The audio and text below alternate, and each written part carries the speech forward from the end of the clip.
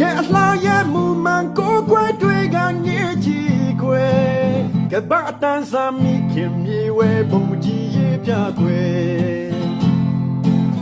ဒီဘုံဝဲကြုံလေသမျှဝဲတဘာဝတရားအလှရဲ့ဘဝနဲ့သစ္စာမြည်တဲ့ခိုင်မာမြဲမြည်တွေတင်ကအလှဆိုတာတွေရဲ့ပေါ်ကျွေလွန်လာတယ်တကယ်အလှနဲ့သစ္စာမှာကွယ်တဘာဝစင်ဖြစ်တယ်တင်ကအလှဆိုတာတွေရဲ့ပေါ်ကျွေလွန်လာတယ်တကယ်အလှနဲ့သစ္စာမှာကွယ်တဘာဝစင်ဖြစ်တယ်တကယ်အလှနဲ့သစ္စာမှာကွယ်တဘာဝစင်ဖြစ်တယ်တကယ်အလှနဲ့သစ္စာမှာကွယ်တဘာဝစင်ဖြစ်တယ်